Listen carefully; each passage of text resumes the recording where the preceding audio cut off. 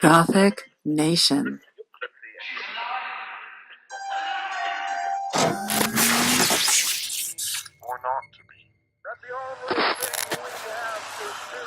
Hello? Who's there?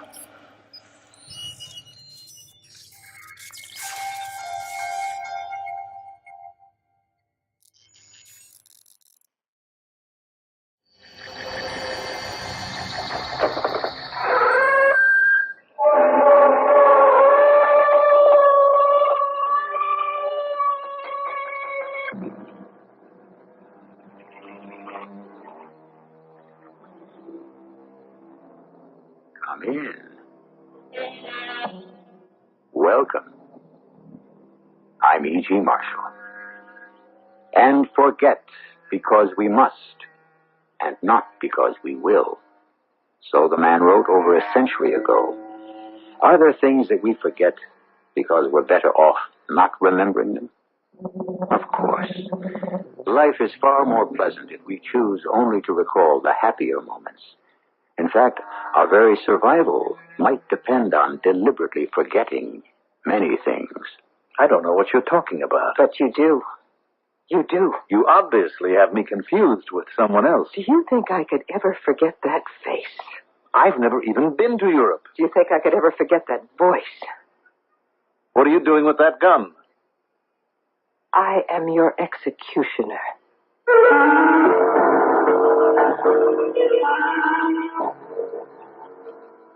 Our mystery drama, The Ghosts of Yesterday, was written especially for the Mystery Theater by Victoria Dan and stars Teri Keane. It is sponsored in part by Buick Motor Division. I'll be back shortly with Act One.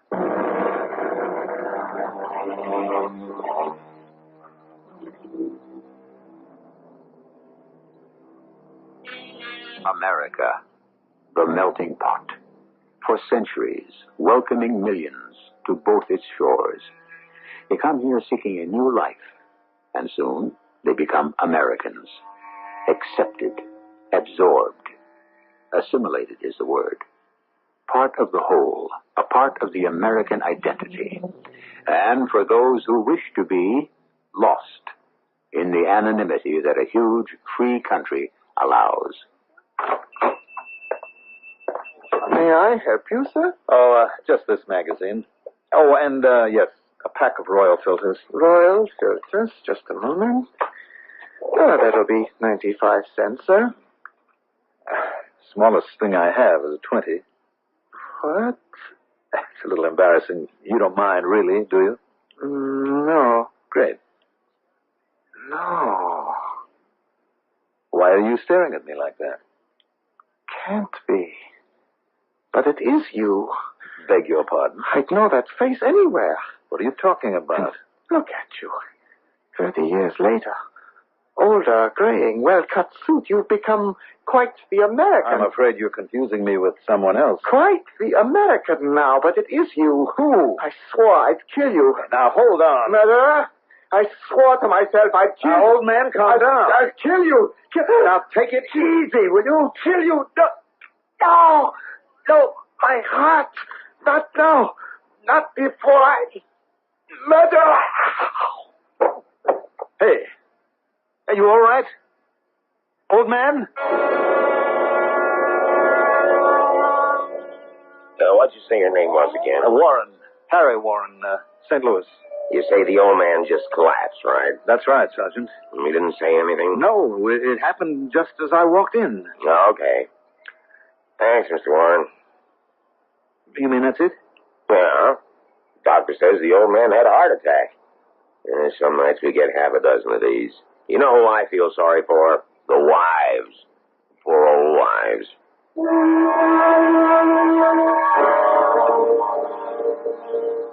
All right, sure. What? I don't know, Carolyn. It's up to the entire committee. Yes, I know, I agree. Look, can we discuss this later? Good. I'll see you at 1. Bye-bye. What was that all about, Marge? You know Carolyn. Meet me for lunch downtown? I already promised to be at the meeting, Steve. Marge, you spend too much time on that membership committee. You're the one who wanted me to be active in the club. I know. I'm just beginning to wonder. About what? Well, darling, don't take this the wrong way, but it seems to me the entire membership thing is getting a bit ridiculous. How can you say that? Well, take that couple. The doctor and his wife that the Petersons nominated last week. What was their name? Vanetti? Vinataro. Whatever. Why was their request for membership turned down? You know why, Steve. No, I don't. Steve, you know the club policy. I know 100% American, right? Why are you suddenly so concerned about my activities at the club? Well, it's just that in the past few months, I don't know how to put it. You've changed. What do you mean, changed? Now, forgive me for saying this, darling, but you've become a snob. Me? A snob? Okay, you can trace your ancestors back to the Mayflower, and my family goes back to the French and Indian War, and I'm proud of that fact.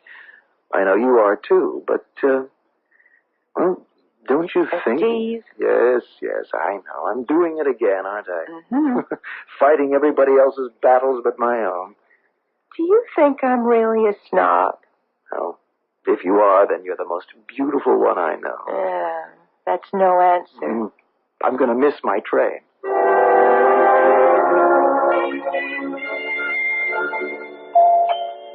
Oh, she's early again.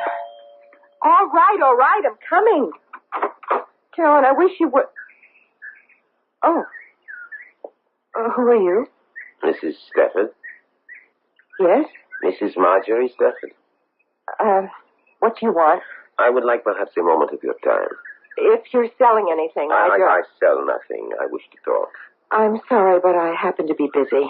It is rather an urgent matter. Really, I don't have the time, if you'll excuse me. It is rather cold on these steps. Perhaps you would be courteous enough to let me inside. Perhaps you would prefer it if I called the police? The police? But this is a personal matter, Mrs. Stafford. It concerns a place called Hammenbeer. Hammenbeer? Yes. It is a small village in Western Europe. I've never heard of it. Are you sure, Mrs. Stafford? Quite sure. But certainly you have heard of Hammenbeer. Why? Well, why should I? You were born there. Won't you come in? You have a lovely home, Mrs. Stafford. Would you come to the point? My name is Koslow. Valerius Koslow. What is it you want? Surely you know what I want. Money? Money? You think I am some sort of person who, what is the word, extorts money? No one knows where I really come from, Mr. Koslow, not even my husband, and I would like to keep it that way. Are you ashamed? I don't see where that's any of your affair. Mr. Koslow, please, what do you want from me? I am surprised you did not recognize my name. Should I? In my country, or should I say our country, I do enjoy quite a reputation. What for? You might say I am a kind of detective. I am retained by the government, although I would gladly work without fee. What do you do, Mr. Koslow? For example, it has taken me many years, but I have finally found you. Why? Why have you been looking for me? It has been over 30 years since the war. You remember the war, Mrs. Stafford? No. I was very young at the time. I would say 8, 9 years old. Yes. It was a most difficult and tragic time. I, for example, worked with the resistance. I recall a particular incident when several American paratroopers had to be sheltered from the Nazis. Not very easy in occupied country, wouldn't you say? Why are you telling me this? The Americans were hidden in this town that was staunchly loyal to the resistance. Eventually they escaped.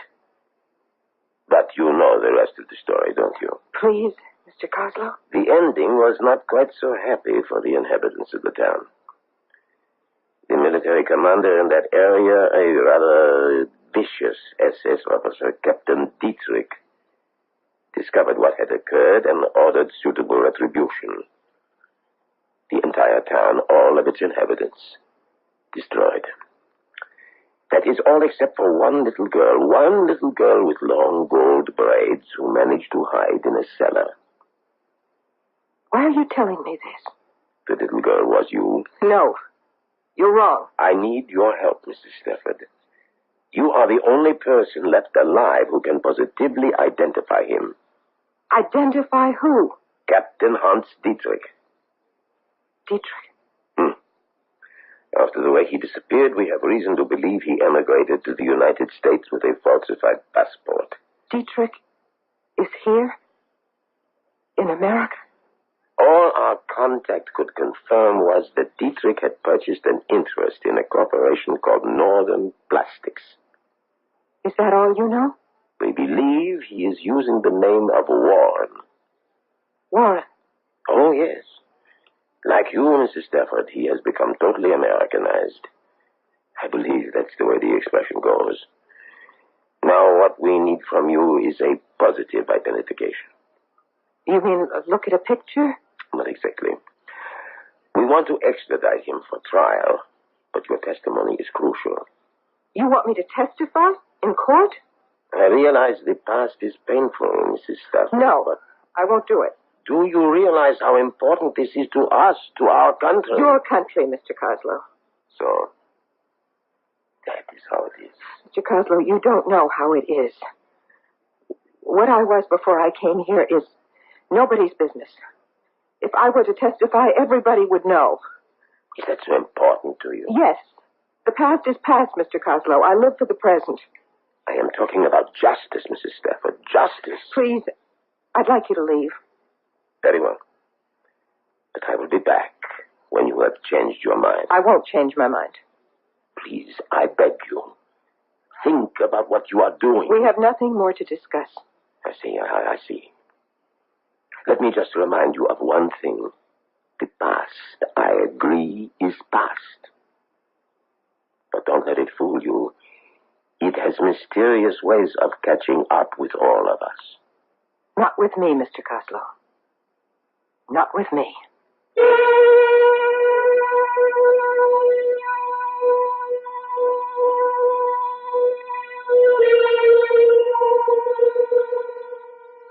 Forgive and forget. That's the motto that the great humanitarians would have us all live by. However, most people usually choose one or the other. There are those things that we would prefer to forgive, but never forget. But more painful, more destructive must be the events our minds choose to forget, but our hearts refuse to forgive. I'll be back shortly with Act 2.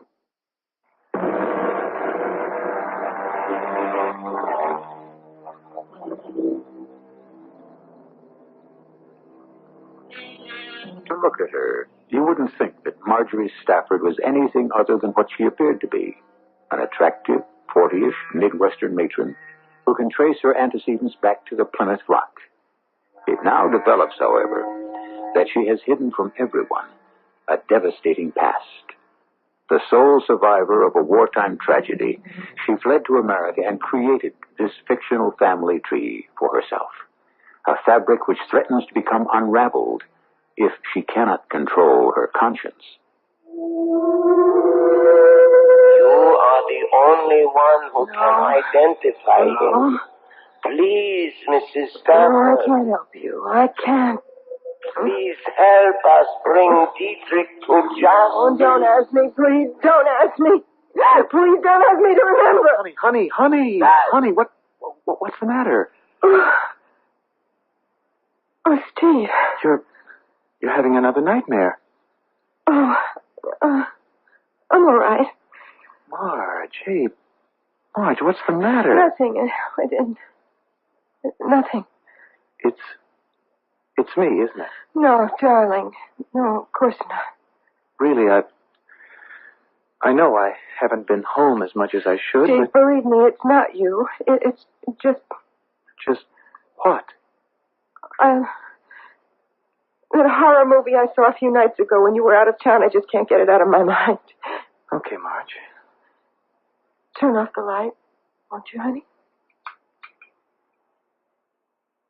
Marge, listen, I just want you to know I'm your husband. You can talk to me if there's something bothering you.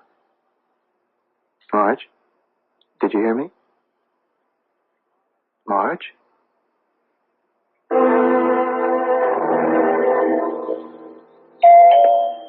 Just a minute. Oh, Yes, Mrs. Stafford. please, Mr. Coslow. Why have you come back? I already told you I won't be a witness for your government. I won't testify in public.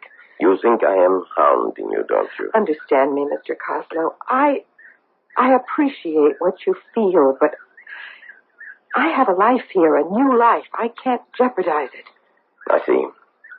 You think that to tell the truth about the past would make a lie of the present. Mr. Coslow, is that all you do with your time? Hunt down ghosts of yesterday? Someone has to remember. Why? There were people. How can you forget them? Your own family, your mother, your father. Don't you owe them something? I have no family. I will be staying at the Clarkton Hotel, Mrs. Stafford. I will be there until I receive your call. I don't intend to call you. The ghosts of yesterday have circled your eyes and tortured your sleep. I will be seeing you soon.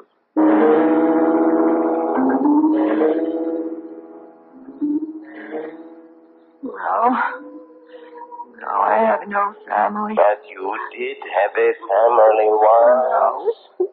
Yes, you had a family until Hans Dietrich destroyed it. No, I don't want to talk about it. You owe your family justice. Justice. Mama, I had to forget. I had to. Justice. Bring Dietrich to justice. Papa, you understand, don't you? I had to forget. No, they do not understand. You have forsaken me. I haven't. Mama, Papa, believe me. You owe them justice. Justice. Justice. No. No, don't make me remember. Don't. Marge, I want to talk to you. In a minute, honey. I don't want to burn the eggs. Look, I don't care about the eggs. I'm worried about you. It happened again last night, didn't it? What happened? You had another nightmare. Oh, Steve, are you going to start that again? Now, honey, it's nothing to be ashamed about. I think I know what you're going through. You do? It happened to me when I turned 40. It can be a very upsetting time for a person, I know. Oh, and that's what you think is... Well, am I wrong? Is it something else, Marge? No. No. You're absolutely right, darling. That's just what it is. Well, I'll tell you what we'll do. We'll go out to dinner tonight. What do you say? All right.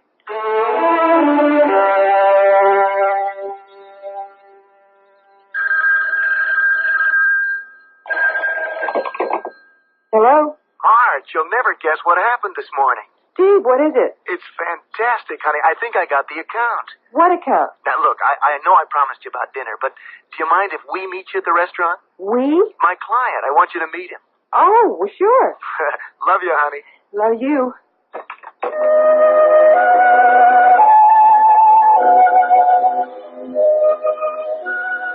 Over here, Marge. Honey, I want you to meet Harry Warren. Harry, this is my wife, Marge. Warren? Pleasure to meet you, Marge. Harry is Executive Vice President of Northern Plastics. Oh, Northern Plastics. Yeah, say, what about cocktails before we order dinner? Marge, your usual? I'm sorry, what? Vodka Collins, darling? Yes, that's fine. Harry? Oh, anything for me, Steve. Anything? Sure. Oh, I'll tell you what.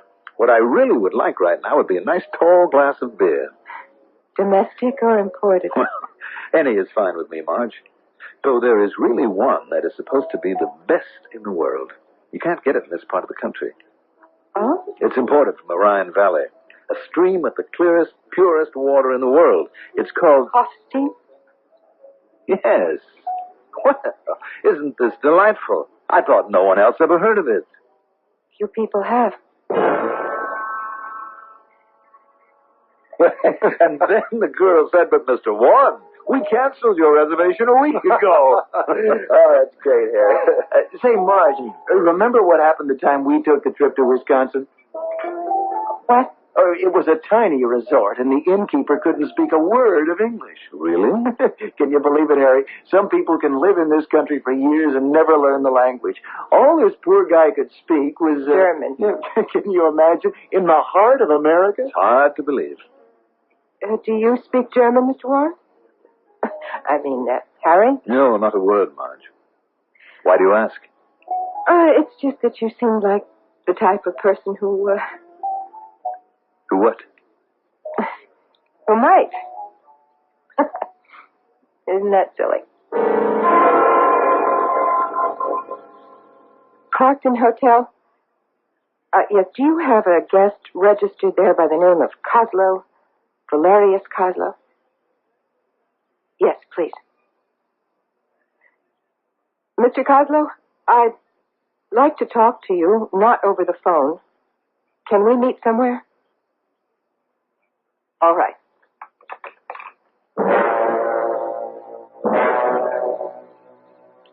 I am glad that you finally decided to see me, Mrs. Stafford. I had to speak with you. So I assumed. I met Harry Warren last night. Yes, I know. You know? But of course. Do you believe it was such an incredible coincidence, Mrs. Stafford? But how could... How is not important. Tell me, did you recognize him? Yes.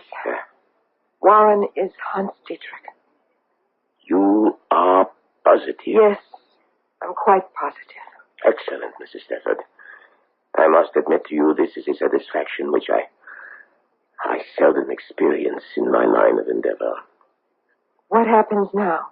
My government contacts your government, and we go through some brief formalities which will enable me to extradite Dietrich for trial. And what about me? Your testimony, of course, is essential to the case against him. Mr. Kozlow, I thought you understood me when I said I that assumed you had changed your mind. Without you, there is no case against Dietrich. I already told you, Mr. Kozlow, I'm perfectly willing to confirm Warren's identity in private. But I refuse to become the object of worldwide publicity. But we need you. Do you have any idea what it would do to me? To the life I have here? Why should it do anything? Because people here in this town, they care about who a person is, where they come from. Do they? Look, I really don't want to discuss it. I have identified the man for you, and that's all I'm going to do. Mrs. Stafford, that is what your mind tells you. But what does your heart tell you? Oh, why did you have to come here?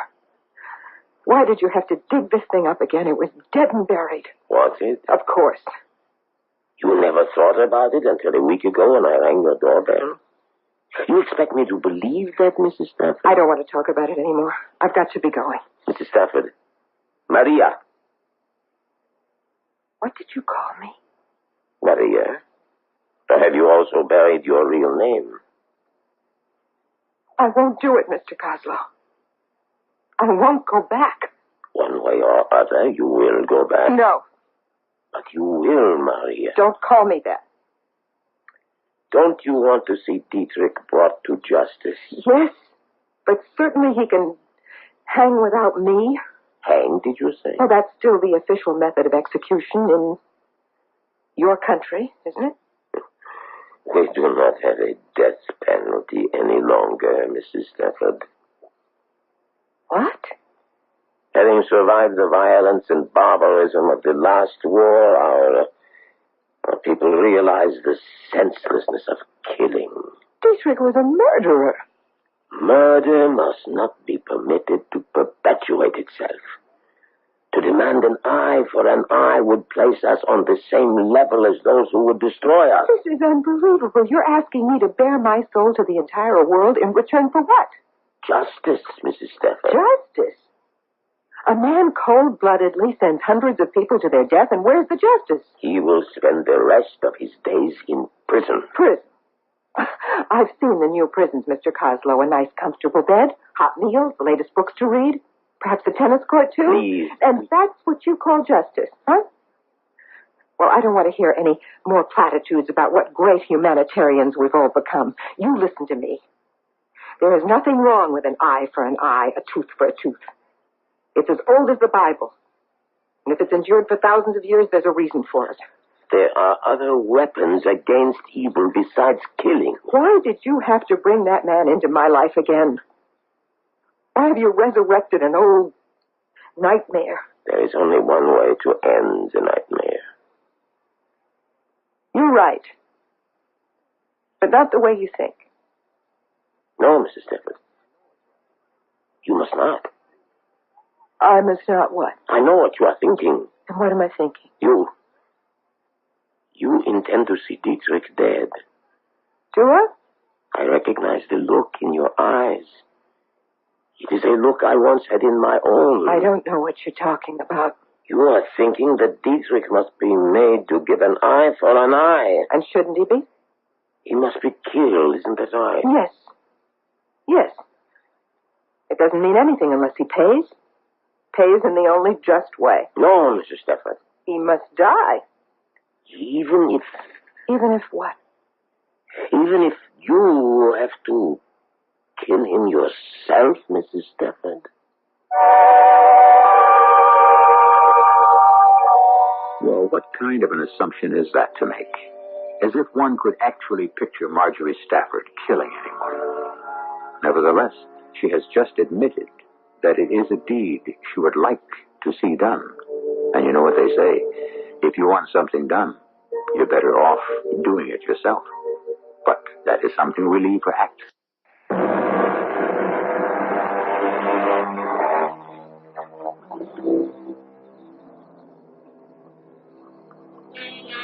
What force is it that drives people to murder? Oh, there have always been those who kill for no logical reason at all. There always will be. But what of those seemingly gentle, good-natured souls who suddenly, with calmness, with calculated coolness, perform an act of violence? It's said that all of us are capable of such an act, for we all have a certain limit to which we can be pushed. A man can only be driven so far. A woman, too, for that matter. Mr. Coslow, that's ridiculous. Is it? I hate Dietrich. I want to see him dead. But to even contemplate killing him myself, that's ridiculous. You will testify for the prosecution, then? No. I haven't changed my mind. I warn you, Mrs. Stafford. Some way or other, you are deciding on your own method of justice for Dietrich. I only hope you make the right choice. Mr. Coslow. No. This time, I am the one who leaves first. There is nothing else for me to say now. Wait. You would not listen to anything I could say right now. Please, Mr. Coslow. Goodbye, Maria.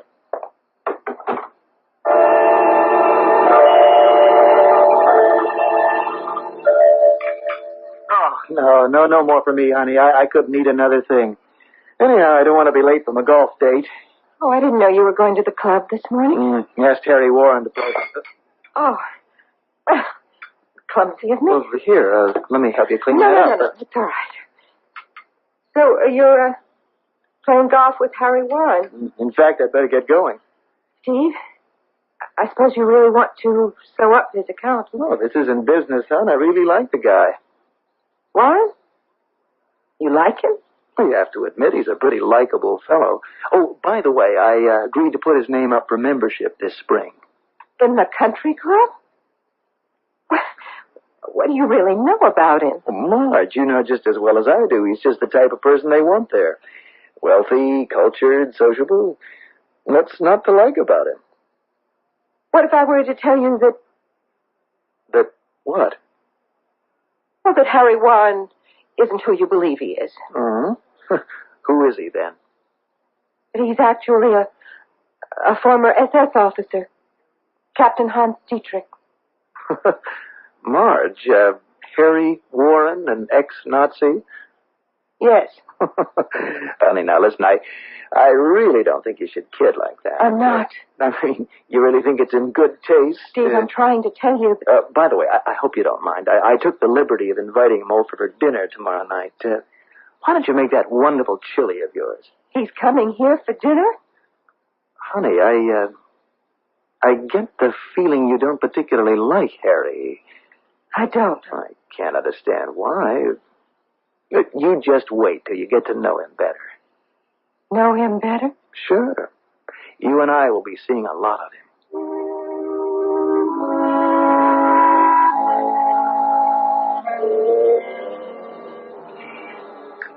Well, thank you for this dinner, Marge. It was absolutely delicious.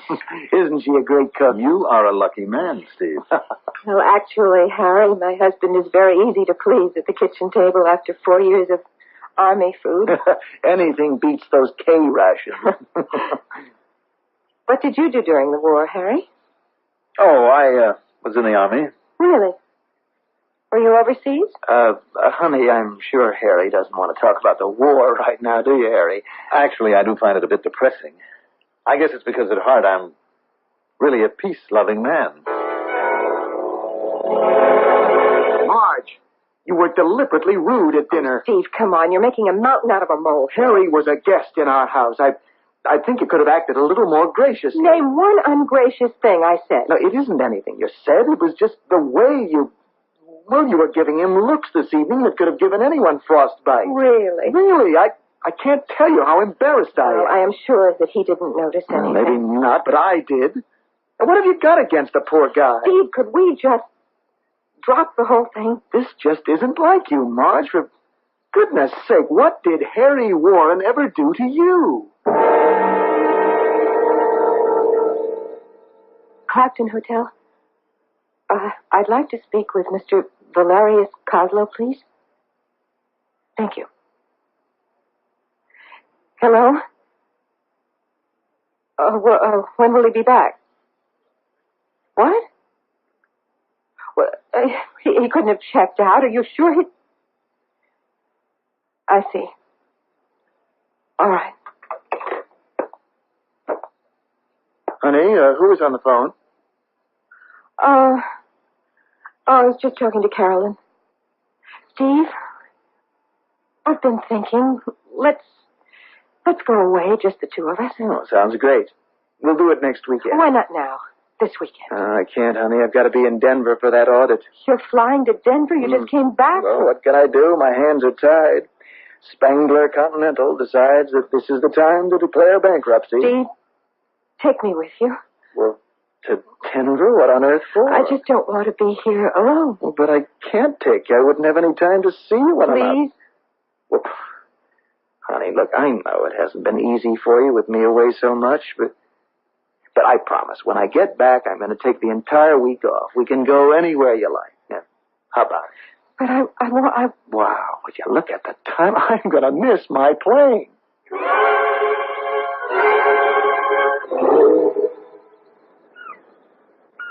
Well, I must say, Marge, I was more than a little surprised when I got your phone call. Oh? Why was that? Well, I was under the impression that you didn't particularly care for me. Well, Harry, I'm really sorry if I gave you that impression. Frankly, I'm confused. Why? Why, you asking to see me with Steve out of town and all? Well, now what's so confusing about it? You are a very attractive man, Harry. Well, Marge... And I can tell you aren't exactly indifferent to me. It's just that I never thought, the way you act... Harry, let me tell you something. You have no idea what it's like being married to Steve. Now, he's a sweet person, and I'm quite fond of him. But, he's never home. Are you telling me that you... But yeah, plenty of times. What am I supposed to do? Sit home and darn stockings? I don't know what to say. Now, you thought I didn't like you. Don't you see, that's the way I always have to play it when Steve's around to set him off the trap. It's just that I can't believe that... you don't look like the type of woman... Are you saying that you didn't feel it, too? Feel what? what do they call it? Kind of vibration, chemistry. Of course I felt it. I felt it from the first time we met in that restaurant. What are you doing tomorrow night? I had no plans. Would you want to see me? Yes, I would. Where? It can't be anywhere in town. You know, people would talk. Somewhere out of the way where nobody would recognize. Marge, I know a place. It's the cabin of an old friend of mine. He's out of the country now, but he gave me the key. Oh? And believe me, it is so isolated, no one would ever see us. No one would ever suspect. Oh, good. I can follow you up there in my car. I still can't get over this. Harry, just one thing. Promise you won't mention this to anybody. Of course I won't. And, you're sure it doesn't really bother you? Being Steve's friend and everything. Well, Steve is my friend, but you know what they say. All's fair in love and war. Yes, that is what they say.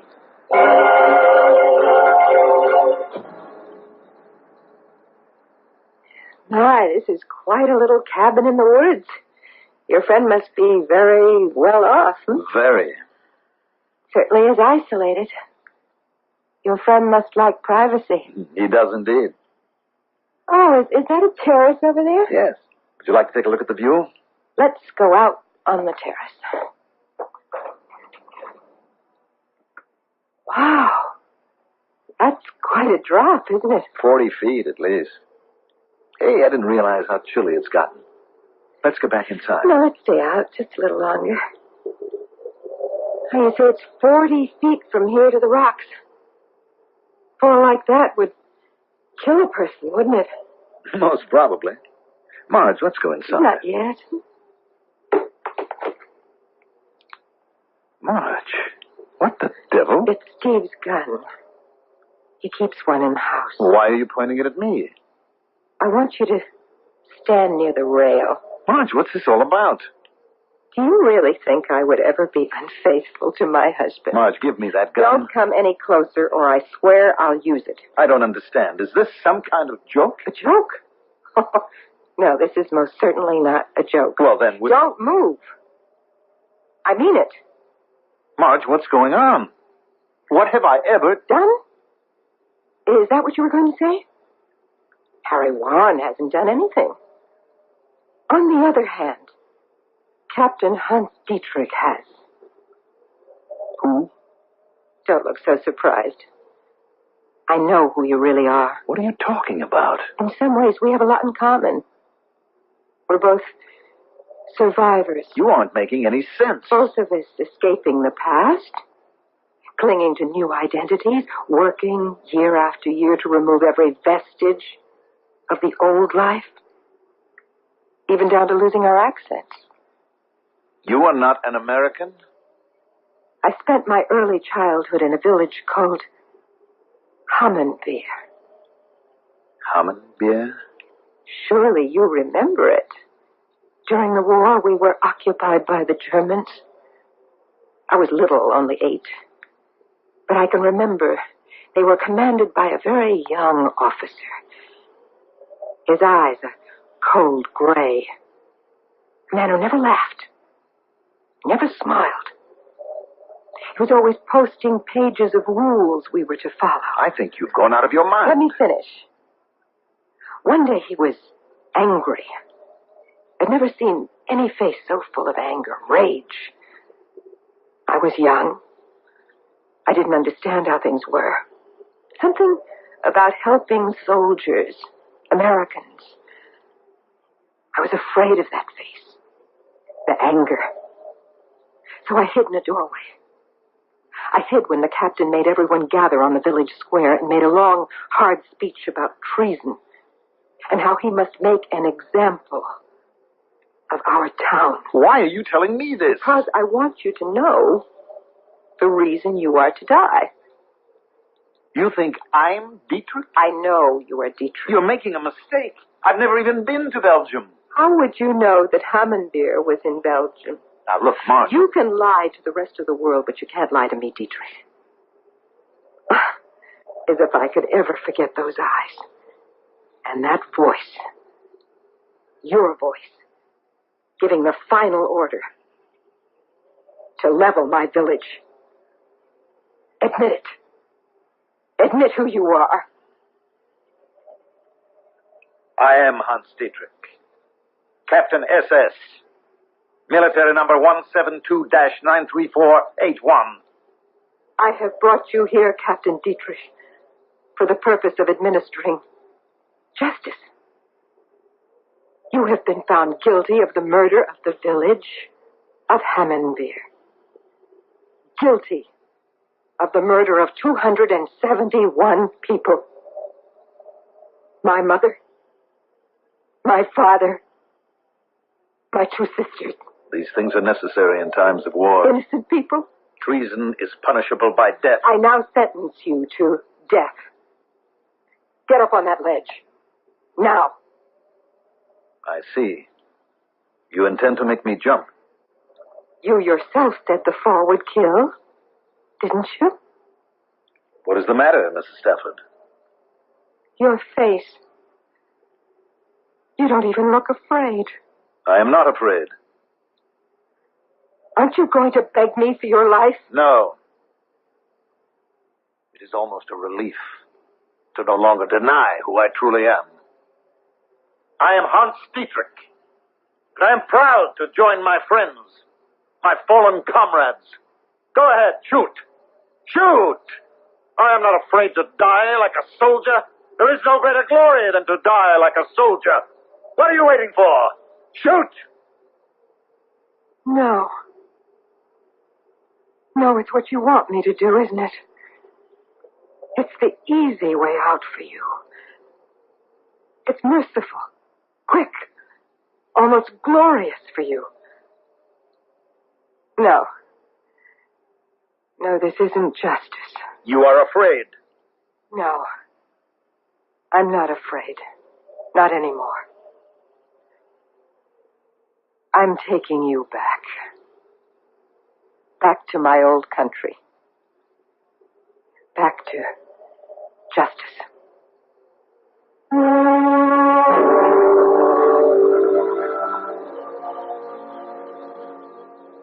And she did. Captain Hans Dietrich is spending the rest of his life in prison, thanks to the testimony of Marge Stafford. Of course, Marge and her husband found it necessary to quit the country club, but somehow they have discovered it doesn't really matter. One thing that does matter, however, is that you stay with us until I return with some final words.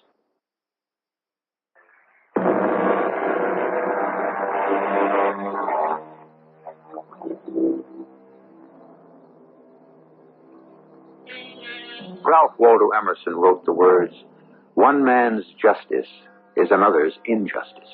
One man's beauty, another's ugliness. One man's wisdom, another's folly." How true the thought. But also, it is true that ultimately there is only one good and one evil, one right and one wrong. And if the human beings of this world finally ever come to realize that there is a universal ethic, mankind will have reached its golden age. Our cast included Teri Keane, Russell Horton, Leon Janney, and Mandel Kramer. The entire production was under the direction of Hyman Brown. This is E.G. Marshall inviting you to return to our Mystery Theater for another adventure in the macabre. Until next time, pleasant dreams.